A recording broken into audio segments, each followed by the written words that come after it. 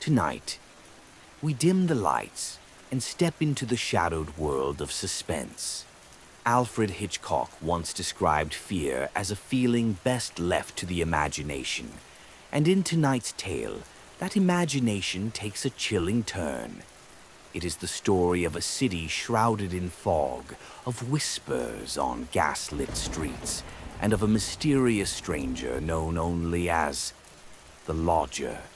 Is he an innocent man seeking shelter, or something far more sinister? As the tension builds, you may find yourself glancing at the door, listening for footsteps that don't belong. So settle in and prepare for unease, for this is Alfred Hitchcock's The Lodger. This is Hollywood and CBS presenting Forecast Number 4. Herbert Marshall, directed by Alfred Hitchcock in the first program of a proposed new series entitled Suspense. Tonight's Forecast program, ladies and gentlemen, represents the ideal form of collaboration. Mr. Alfred Hitchcock, brilliant English director of such outstanding motion pictures as The 39 Steps, Rebecca, and Foreign Correspondent, was eager to create a very special type of radio drama, the suspense story. As narrator and star for his production, he thought at once of the distinguished actor with whom he had been associated in countless British film successes, Herbert Marshall. Mr. Marshall suggested that they dramatize a certain favorite story of his. And that story happened to be the very one Mr. Hitchcock had had in mind. Mrs. Belloc Lowndes' classic in Chills, The Lodger.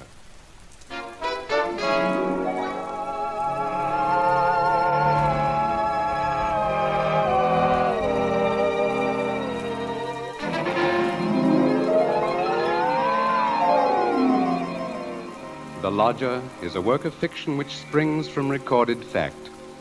A story which begins in the year 1888 in London. A London terrorized by the fifth in a succession of recent murders. It was believed that these deeds were the work of one person, a tall, gaunt figure in a black Inverness cape, carrying a small, narrow bag. That meager description, provided by a highly unnerved witness, was the sum total of all that was known of the murderer. It was enough, however, to keep alive and alert the interest of all London, of all those in fine quarters, and all those in small, grimy houses, as, for example, Ellen Bunting. Ellen was no different from all the other middle-aged housewives dwelling in the great city's squalid Whitechapel district. She knew all the known facts of the case. As Herbert Marshall will tell you, Ellen knew it was quite proper to refer to this wielder of the knife as the Avenger.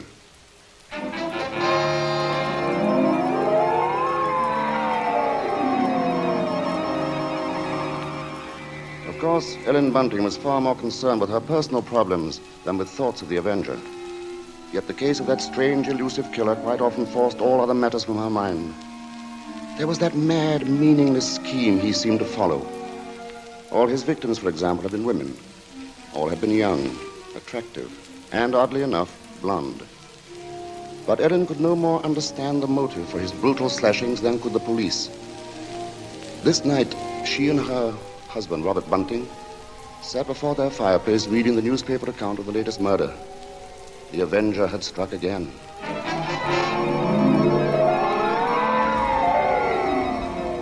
As Ellen expressed it, he might be anybody. He might be the fellow you pass on the street. Standing next to you. It's a terrible thought. Yes. If only the police had something to go on. But it looks like that Avenger's just too quick for him. Look, it says here that this girl he got last night was like all the others. Pretty, blonde, and, described by her friends as a very light-hearted girl. What a pity. Did you ever stop to think who fits that to a T? In fact, fits all those girls? Why, my own Daisy. oh, that's a horrible thought. Well, maybe it's a good thing she's with her aunt, then, instead of here. London ain't a safe place for any girl right now. Just the same, I can't help thinking how fine it'll be to have her back in. Now, Bunting, you know that Daisy seems just as much my own daughter as she is yours. But I'm telling you, there's no sense even thinking about having her back right now. We just can't afford it. Oh, I know that, Ellen. Only, well, maybe we could manage it some way. How? Haven't I scrimped myself half crazy trying to keep us going? But you don't care about that, do you? No, your Daisy's more important to you than I am. No, Ellen, that don't sound like you. you. I can't help if it don't. What are we going to do? Tell me that. We'll get along, dear. Something will turn up. Oh, we haven't had a lodger for months. Nobody even comes to look at the room anymore. Yes, but things will work out, Ellen. Oh, they ain't never going to work out. Soon we won't even have a roof over our heads, and... What? Oh, I'm sorry, Robbie. I didn't mean to take on so... Oh, I know, dear, I know. It's all right. Oh, I didn't think it. It's just that I've been so worried. Well, don't you go worrying another second, old girl. Why, first thing you know, you won't be pretty anymore. You'll have your face all wrinkled and Now, see here, Now, come on now, let's Bunting. see a smile. Come on, just have one smile. leave me Just alone. one I smile won't. like you used to, I'll eh? be done with you. Well, who do you suppose that could be? Awful late for visitors. Bunting, do you think it could be somebody looking for rooms? Well, it might be. Want me to go to the door? No, I'll go. You just stay here. Yes, all right. Now, be sure you get a good look at who he is before you let him in, dear. Oh, I'm coming. Oh, I do hope it's... Yes, sir? Is it not true that you let lodgings? Yes, sir. Won't you come in, sir? Thank you. Could I take your cape, sir? There's no need. Now, I'm looking for a quiet room. It must be quiet. Oh, we have that, sir. Above all, our house is quiet. Your bag, sir, may I take it? No, I'll hold it. You'll be so good as to show me the room, please. Oh, yes, sir. It's right up these stairs, sir. This way. Thank you. You see, sir, there's just my husband and me here, and we're ever so quiet, and I'm sure you'll find this room to your liking, sir. Here we are. Now, I'll just light the gas. There. Mm-hmm. Very good. It is pleasant, isn't it, sir? And there's not many rooms with such pretty pictures, are there now? We've had them in the family for years, sir, and... Pictures interest me very little. You see, what really impresses me about the room is the very simplicity of it, the bareness. Yes, sir. It's not at all crowded, is it? It will be quite suitable, Mrs. Bunting's. Mrs. Bunting. You see, I do a great deal of studying in my book here, the Holy Bible. Yes, sir. Please, sir, let me help with your luggage. No, don't touch it. Oh, but I only wish to... Oh, you only wish to help, of course. You must forgive me, Mrs. Bunting. It's just that I'm so very weary. Of course, sir. He bringeth them to their desired haven. Beautiful words, Mrs. Bunting. Indeed they are, sir. And now at last I have found my haven of rest. Yes, sir. Then you'll be taking the room. Let us see now, what are you going to charge me? With attendance, mind. I shall be staying in most of the time, and I shall be wanting meals. Oh, we can see to that, sir. Then does 30 shillings a week suit you? 30... Why, yes, sir. Yes, sir, that will be quite all right. Good, and I shall pay you in advance. My name is Sleuth, Mrs. Bunting. Mr. Sleuth. Sleuth. Think of a hound, Mrs. Bunting, and you'll never forget my name. 23, 4, 30 shillings. Thank you, sir. And I think I should enjoy a little light supper now, Mrs. Bunting. Bread and butter, perhaps. Could you arrange that? Oh, certainly, sir. I'll do that now. And if you'd be requiring any beer or spirits... Certainly not. Oh, sir. What did I say? I thought you understood me, Mrs. Bunting, and I had hoped that you and your husband were abstainers. But we are, sir. We don't keep nothing about. I would have had to go out and... Of course. Oh, I'm sorry, Mrs. Bunting. I fear I spoke sharply. I don't wish you to think me rude. After all, you've been so kind, considerate. I hope I know a gentleman when I see one. Thank you very much. Now, I'll just hurry with your supper.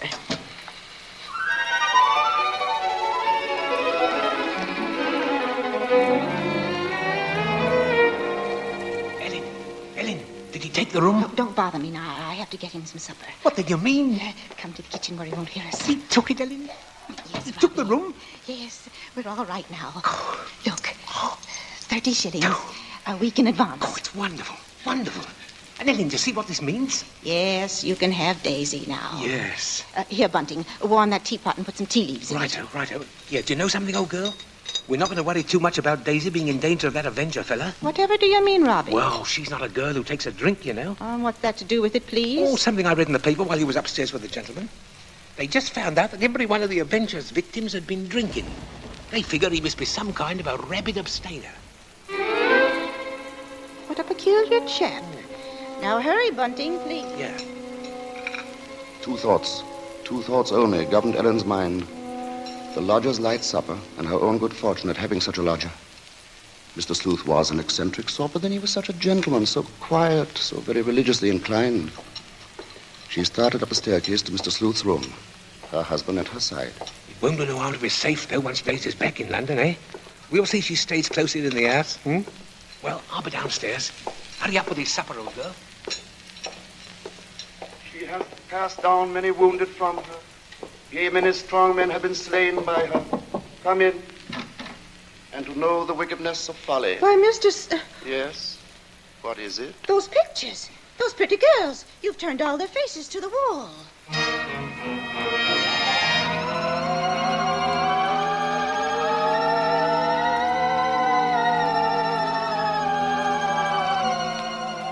And that maneuver, that strange action, was the beginning of Ellen's concern.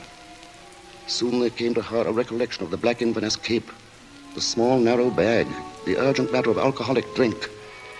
And these details began to shape themselves into a pattern which grew more disturbing with each passing hour. The day following, the lodger did not leave the upstairs room once, nor did he leave the next day. And the oddness of this took its place in the pattern. Then, too, the approaching arrival of Daisy, her stepdaughter, added to her concern. On the second night, her sleep was restless with vague, horrifying images. And so when she heard the first stealthy footsteps outside her bedroom, she was instantly awake. Tensely, she followed those steps down the stairs, down the hallway. She heard the front door open and then click shut. Utter stillness fell upon the house. And outside, the streets were so silent she could hear distinctly the clock from a church tower a mile away told the hour. In her troubled frenzy, she pictured a lone figure plodding through the deep fog, moving quietly, stealthily, stalking, searching, finding.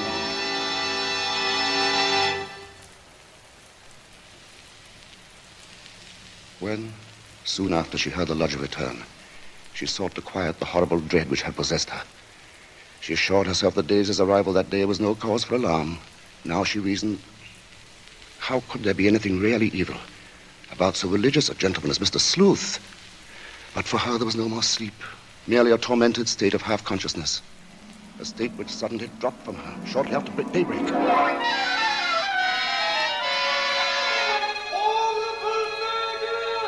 Horrible murder. That was the piercing scream of a newsboy far down the street. The Avenger strikes during night! Ellen Bunting heard the boy cry out the Avenger's latest stroke, made during the night.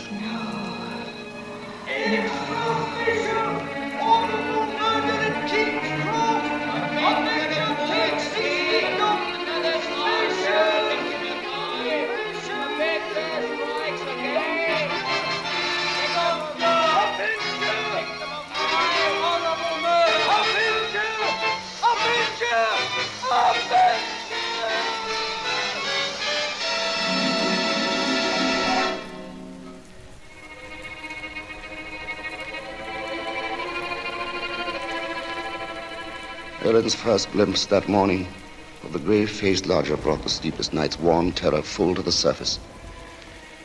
But on the next instant, she saw the pitiable, helpless weariness in his eyes, and curiously the terror began to pass. She found that she was hoping desperately that her fears were unfounded. Earlier, she had determined to tell Bunting of the awful convictions in her mind.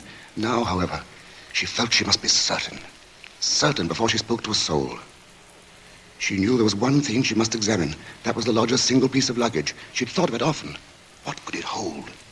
Not much in the way of clothing, surely. It was too small, too narrow. It was more like a case. A case for a knife. It was along toward noon that Ellen found her opportunity to search the lodger's room. Soon after Bunting left to meet Daisy, Mr. Sleuth himself walked from the house. Ellen watched the tall, thin figure in the black Inverness cape disappear down the street, and then she rushed upstairs, into the room. Quickly, she moved to the closet. It was no different from what it had always been, utterly empty. She found nothing under the bed. She went then to the chest of drawers against the wall. She opened the top drawer and found inside nothing but a frayed shirt, 2 handkerchiefs. The next drawer, underclothes, socks. The next empty. There remained then only one possible place for the small, narrow bag, the bottom drawer, and it was locked.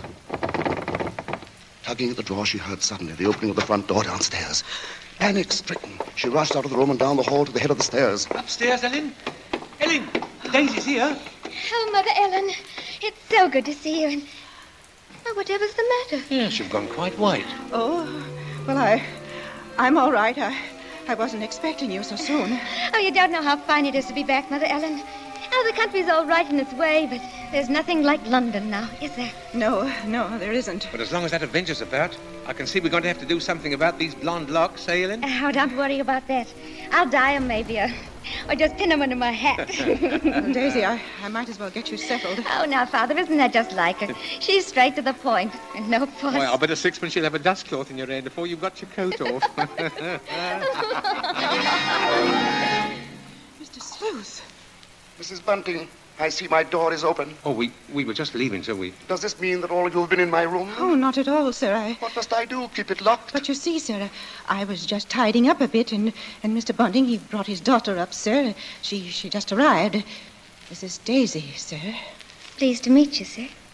She's been away for quite a long while, you see, Mr. Sleuth, and that's why we're a bit excited, you might Yes, think. you must have been surprised when you came in, hearing us laughing and carrying on that way. Yes, I must say I was.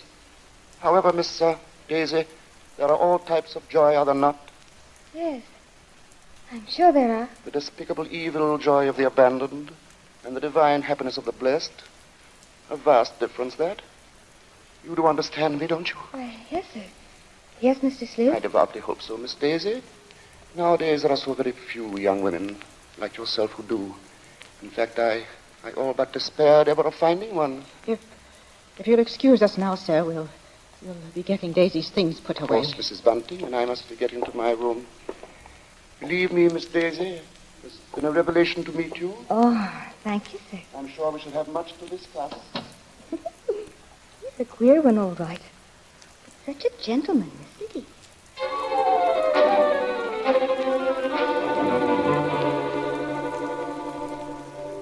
At that moment, Ellen had been determined to pour out her terrible knowledge, and then the moment passed by.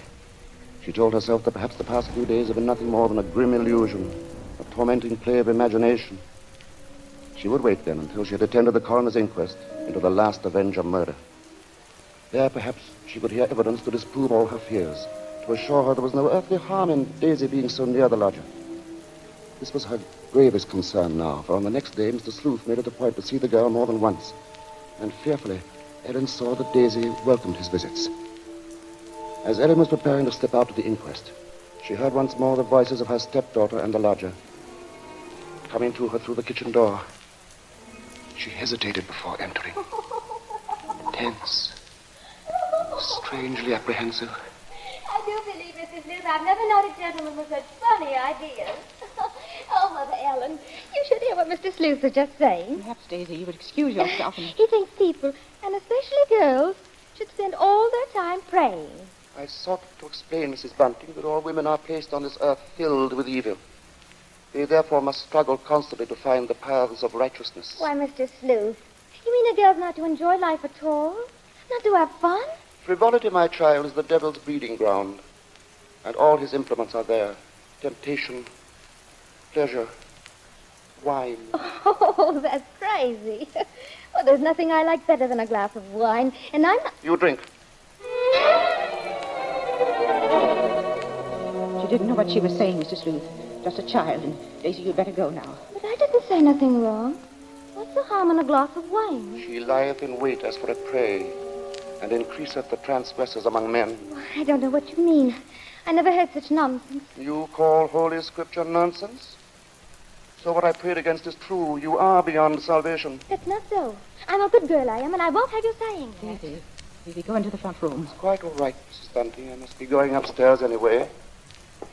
I'm used to being misunderstood, you know. People never realize that my efforts are simply for the greater good of humanity. Of course.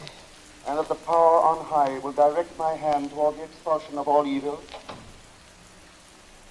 Daisy, listen to me. Yes? I've got to tell you about... About what, Mother Ellen? Nothing. I've got to go out for a while now. I'll be back.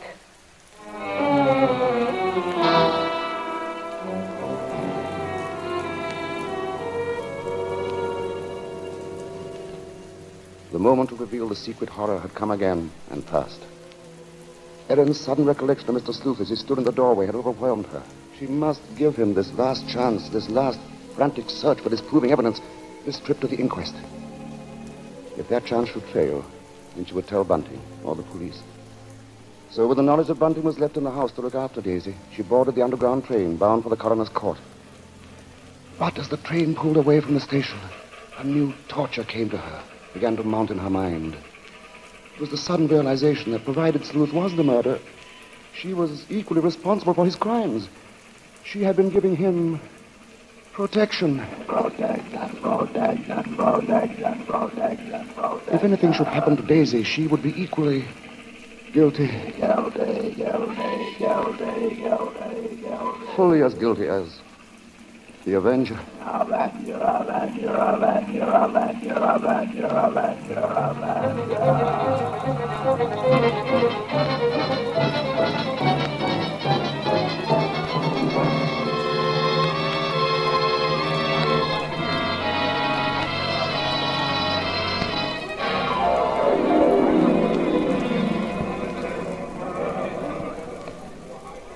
Ellen, seated at the rear of the small but crowded inquest room, listened to each of the witnesses as they were called. And from one of them she found the first hope she had known for many days. This witness lived next to the alley in which the Avenger had committed his crime that night. She had seen him from her window, and the man she described in no way resembled Ellen's lodger. But in another moment, Ellen's hope was swept away. It was pointed out that the fog had been so heavy that night that the witness could not possibly have seen the murderer from her window. She left the stand, replaced by a Mr. Cannot. This elderly gentleman was certain that he had not only seen, but talked with the Avenger. It was in Regent's Park, he testified, only a few moments before the murder, Mr. Coroner.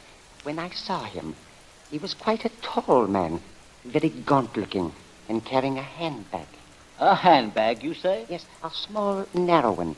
Just such a bag, I might add, as might contain a knife. As Ellen heard these words, the tension which had been mounting up within her became almost unbearable. Rigid with horror, she gripped the arms of her chair. She heard the coroner. I shall have to ask for more order in the court. And now, Mr. Kenneth, I understand you heard this man speak. Oh, yes, he had a rather high, hesitating voice. An educated man, I would judge, but quite mad. What do you mean by that? Well, as he emerged from the fog, he was talking aloud to himself. Believe me, sir, he was reciting scriptures from the Bible.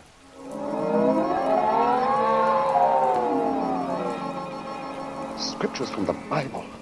Horrified, Ellen rose from her seat, only half hearing the confusion about her. Are you asking us to believe, I would say, Mr. Kenneth, that the man we're looking for would be least of all a religious man? And that's where you're in error, Mr. Coroner. The religious note is the very key to the case. Very interesting. That'll be all, Mr. Kenneth. Just a moment, sir. Don't you understand? The man you're after must be a religious maniac. That's the only explanation possible. You will please stand down. The court was dismissing the very truth. Ellen knew that now. She would no longer keep silent. Her hands shot forth, and she screamed. I want to say... Ellen Bunting, on the verge of speaking, had fainted. And then, when she was revived a few moments later, she said nothing. Her brain was in too great a turmoil, her nerves too shocked. Like one in a dream, she allowed herself to be led from the courtroom. The voices of spectators were only vague sounds to her. I thought she was going to say something. Yes, it was hysterics, eh? Yeah, that bit about the knife. Yeah, the knife. The knife. The knife. As Ellen Bunting proceeded homeward, the remarks from the spectators remained in her mind. She heard them over and over. Yeah, that bit about the knife. The knife. Just such a bag as might contain a knife. A knife. We'll see she stays close in the house, eh? No harm in being safe. Direct my hand toward the expulsion of all evil. Expulsion of all evil. What's the harm in a glass of wine? I didn't say nothing wrong. As Ellen neared her neighborhood, her dread increased. With each moving footstep, the grip of terror grew tighter, tighter about her. She moved faster, faster. If only she were in time. She was 2 streets away from the house. Then one. Then she saw Bunting. Sharply, like the thrust of a knife, she realized what this meant. Daisy was left alone with the lodger.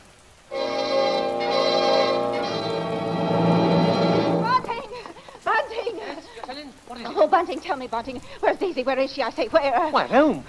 Oh, listen to me. Try to understand. Sleuth is the Avenger. What are you saying? Oh, Lodger, he's the Avenger, Bunting. Oh, but there's no time for that. Daisy's in danger. Hurry, hurry. Yes.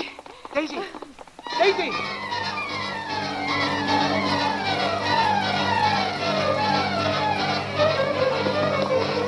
Here we are, Bunting. Here we are. Daisy! Oh, Daisy! Daisy, where are you? I'll look in the kitchen, Bunting. You try the sitting room. Daisy! Daisy! Where are you, Daisy? Answer me, Daisy! Oh, Try the bedroom. she's not here. What about the dining room? Look, she's not there. She's not downstairs. Then there's just his room.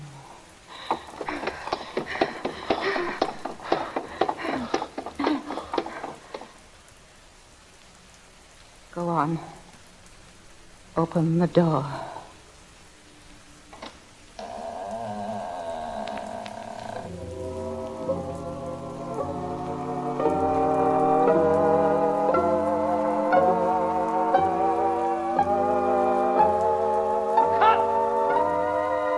Okay, Mr. Hitchcock. Track cut and clear. Did you say cut? What's the idea, Hitch? I've a few more lines to do. As Mr. Marshall, the narrator, you have, not as Mr. Sleuth, the lodger. Hitch, you can't stop the play right here. It isn't fair, you know. Why isn't it, Bart? What more is there to say? But, Mr. Hitchcock, won't people want to know what Bunting and me found in the room? All right, Ellen. What precisely did you find? Well, nothing, sir. There. You see? Nothing. No lodger, no Bible. And that locked dresser drawer. What about that? We unlocked it, sir. And what was in it? Nothing, sir. You are certain, Mrs. Bunting? Oh, you gave me quite a turn, Mr. Mr. Marshall. Yes, sir, I'm sure, sir. There was nothing. Well, begging your pardon, Mr. Hitchcock, but don't you think we'd better just mention about Daisy? I don't know, Bunting. What do you think we ought to say? Oh, just that the reason she wasn't in the house when Ellen and me got there was, well, she'd gone out for a walk, that's all. Did she enjoy it? Oh, very much, sir. Made it to King's Cross and back in just under an hour, sir. Splendid time, Bunting. Well, there you are, Bart. There's the story. Now, wait a minute, Mr. Hitchcock. You can't do that. That's not the story. Of course it's not. Now, look here, Hitch. Here's the fellow who composed and conducted all our music, Wilbur Hatch. He wants to know about this, too. Everybody does. All right, Bart.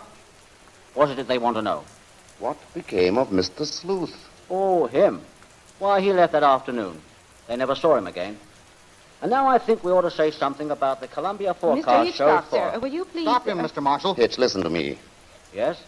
What is it? They want to know when the Avenger finally was caught. Oh, well, let me ask you something, Bart. Are you acquainted with Loretta Young? Yes, what's that got to do with it? Well, in next week's Columbia preview series, Miss Young will take the starring role in the drama of an American Red Cross nurse. That's good news, isn't it? Oh, that's great. But now listen, Hitch, you've just got to tell that audience exactly when and how Mr. Sleuth was caught. Caught? Why on earth should he be caught? Why? Well, he was the Avenger, wasn't he? Was he? Your guess, gentle listener, is as good as ours. Even Mrs. Belloc Lowndes, who wrote the novel, isn't entirely sure. For his masterful direction, our thanks to Alfred Hitchcock, whose latest pictures are David O. Selznick's Rebecca and Walter Wanger's Foreign Correspondent. For his superb characterization of Mr. Sleuth, our thanks to Herbert Marshall. And our thanks to the outstanding British character actor who tonight portrayed the role of Bunting, Edmund Gwen. If you liked tonight's program and want to hear more in the same highly original Hitchcock vein, radio versions of The Lady Vanishes and The 39 Steps, for example, write to CBS and tell us so. Your interest will help bring Suspense to the air as a weekly feature.